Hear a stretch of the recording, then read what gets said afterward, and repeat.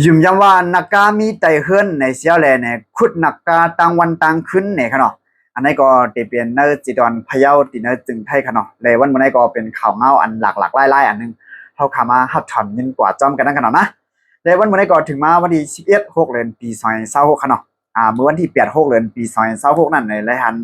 สื่อข่าวเจียงใหม่นิวเขาลงไว้ค่ะเนาะเดี๋ยวก็ไปลองข่าวเงาหูได้ตีเนื้อจีเวียงจีม่วนในขณะเจดอนพะเยาตีเนื้อจึงไทยนั่นกันเนาะมีใจก็หนึ่งมันใจแน่ยืมยำวานนักกาแน่มีไตเฮือนเขาเพราะว่านักกาในมีไตเฮือนเขาแล้ว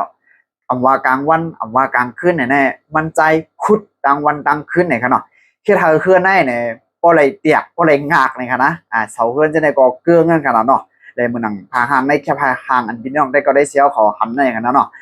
เฮ็ดให้จำเฮือนจำยีแน่มีอยู่ดีเท่านั้นกันเนาะอยู่ดีพอมีพี่น้องมันใจเนี่ยก็ได้การถึงนาทีสนาทีผู้เห็นพรเขาเจ้าหน้าที่ผู้เห็นพรเขาก็มายับจอกกันเนาะพอมายับจอกมันใจเอาเนี่ยก็มาจัดด้วยอยู่มันใจก็เลยหันมีป้าอันเป็นทับเกี่ยวกับเรื่องยาเมากำนั่นกันเนาะเลยว่ามันใจได้ก็เกี่ยวข้องยาเมากำในขนาดนะอันนี้ก็มีเจได้ขนาดเมืองเฮาก็ไทยส่วนไทยหน้าไทยให้ดังขึ้นขนาดว่ามีเกี่ยวกับเรื่องยาเมากำในขนาดเนาะอันนี้ซ้ำคุดเฮือนครับเนาะคุดไตเฮือนในอยู่ยวันนักกามีเนี่ยครับเนี่ยที่อันคุดออกมานักกาไฮไลท์เนี่ยย้อนวันนักกาเนี่ยมันมกเปียบอยู่มันลำลีนไม่อยู่ไตเฮือนมันใจเนี่ยมันใจได้ก็ยุ่มยำเนี่ยคุดดังวันดังขึ้นนั่นขนาดเนาะ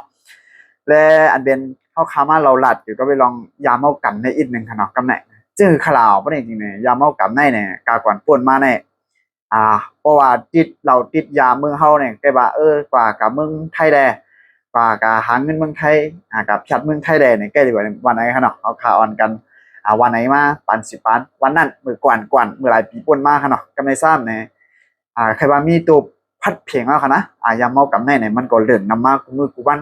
ก่อนป่วนมาได้ก็ว่าอ่าคุณสาเทศออกคุณสาก้าเนี่ยก็นี่คุณสาขนาดก็ได้คุณสามเมี่ยวเนี่ยก็มือเฮาคาก็ยามเฮากับในชั้นดื่มนำมากูมือกูวันขนาดมาเมืองเฮาไปมาเมืองไทยเมืองไต้เมืองลาวเมืองมานใครว่ามีเจ๊จุ่มปัดปื้นกลุ่มเมียวขนาดยังยามเฮากับในเนี่ยอันนี้ก็เป็นเพตาตัวเจ้าเก่าได้ว่าอันแคลาติวัดติดเจ็บมันในก็เกี่ยวกับไปลองยามเฮากับในขนาดเฮาคาก็อยู่เมืองเลยก็ย่อเนี่ยตัวส่วนจะมุ่นมีหรือสิมีลาพี่จอมสั่งจอมซ้อนวันนั้นดีสิปืนขนาดก็ฮอดเมืองเราเนี่ยมันลำลองนะอันลำลองมันได้เนี่ยเจ้าเก่าหรือไรหมอเรียกไรตัวเจ้าเก่าเลยหรือมีไอ้ย่างตั้งยามตัวเจ้าเก่าไว้ขนาดอย่างนั้นไทยรัฐตีปอดตีเจ็บมันได้ก็ข่าวก็เลยว่าเขาคำว่าอุบกันเดี๋ยวก็ไปลองยามเมากำก็เลยว่านั่นขนาดเนาะเปลี่ยนเจมีเจนานตายก็หันเจอันว่าเปลี่ยนเตมีเตขนาดนี้น้องๆได้ก็เลยเชียร์เขาเนาะโอเคยินเขาในหันเขาในเอามีตังหันถึงเจนี่ก็ปันไม่ตังหันถึงสวยตั้งแต่วิดีโอของในอะไรกันเนาะเมื่อสุ่มตังหมดตังเสียงค่ะ